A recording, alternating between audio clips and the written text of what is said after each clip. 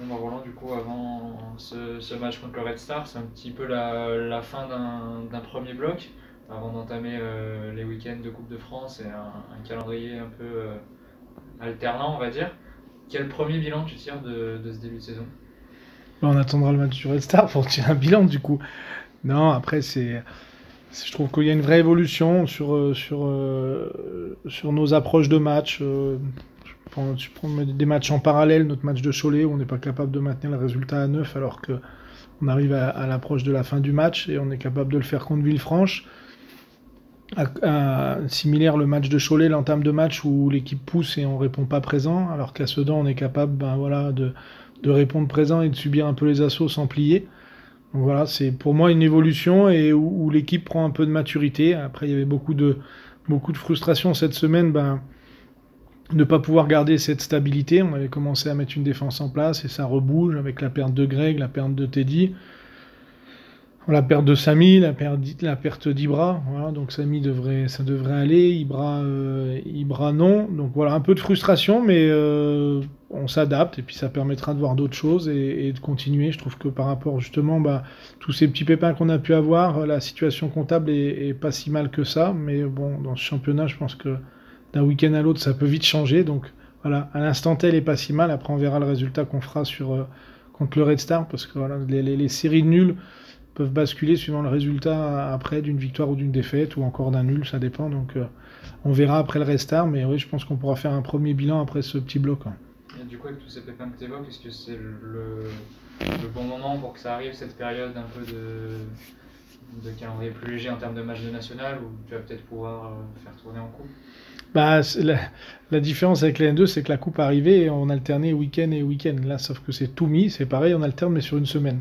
Donc ça ne permet pas forcément de faire beaucoup récupérer. Alors on aura par contre voilà, une dizaine de jours avant un prochain match de championnat, mais on aura la coupe, on aura le championnat en semaine et on aura la coupe encore après. Donc voilà, encore une fois, on verra de quoi est fait le week-end, les rentrées de joueurs blessés, si on a la capacité justement à remettre des joueurs dedans, à en faire souffler. Mais c'est, je pense qu'on n'aura pas une grande capacité quand même, parce on a quand même beaucoup de joueurs sur le côté encore pour l'instant. On peut faire un petit point parce que j'ai l'impression qu'il va manquer beaucoup de monde. Ah, j'aurais Derrière. dû prendre ma liste, hein.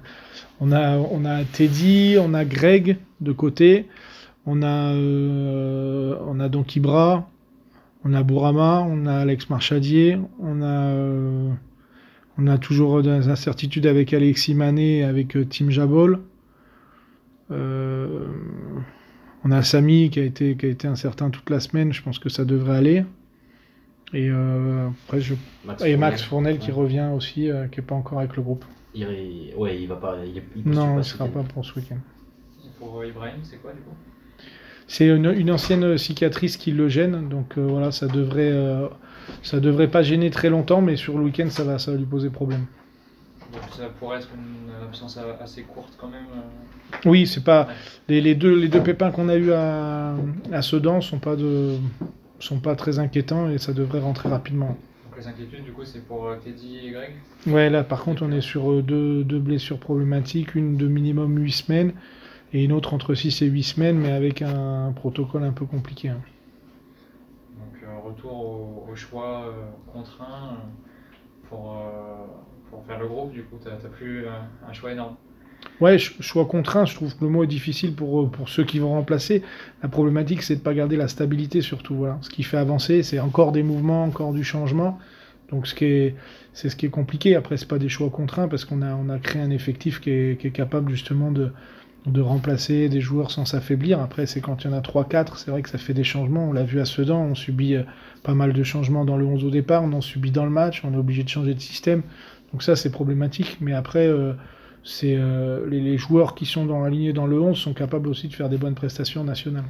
Justement, on l'a vu du coup à Sedan, même si vous avez été largement dominé, vous avez montré le visage solide quand même, avec des joueurs entrants qui ont fait le boulot. Ouais, ouais, on a été dominé, on n'a pas eu la faculté à les piquer quand on pouvait les piquer, alors à part par séquence, mais on aurait pu le faire beaucoup plus parce que c'était une équipe justement très déséquilibrée qui attaquait beaucoup. de par leur besoin de gagner, de se rassurer aussi, parce que quand on a besoin, c'est plus facile d'attaquer que de défendre dans ces cas-là. Et on aurait dû justement les piquer un peu plus pour que ça s'atténue. Mais on a eu la faculté par contre de bien défendre. On concède des occasions deux franches pour moi en première mi-temps sur une action qui doit être sifflée par l'arbitre sur une faute sur Tom, une autre sur la blessure de Samy. Et à part ça, on a bien défendu. Et en deuxième mi-temps, sur une situation où on perd un ballon, nous, plein axe, enfin au milieu de terrain, et on prend un contre. C'est les trois grosses situations. À part ça, je trouve qu'on a défendu assez correctement et on a su subir les assauts de l'équipe sans plier. Donc c'est de bon augure. Maintenant, à nous de trouver les équilibres pour pouvoir piquer aussi en contre quand on est à l'extérieur.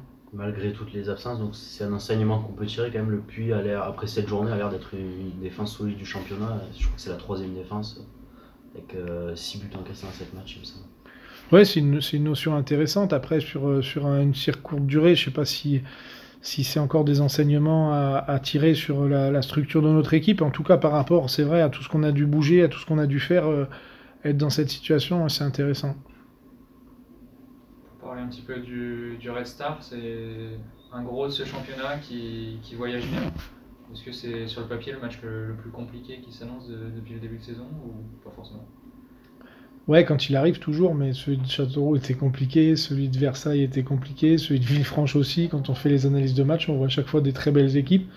Donc là, sur celui qui arrive, ouais, on peut dire ça. Moi, je trouve que c'est une des équipes les plus athlétiques du championnat, qui a la capacité transition à être très très forte, avec des joueurs d'expérience dedans, avec beaucoup de joueurs de vitesse, de technique. Donc, ouais, mais on avait vu beaucoup de choses aussi à Châteauroux, à Villefranche et à Versailles. Donc, voilà, c'est des beaux challenges qui viennent à nous.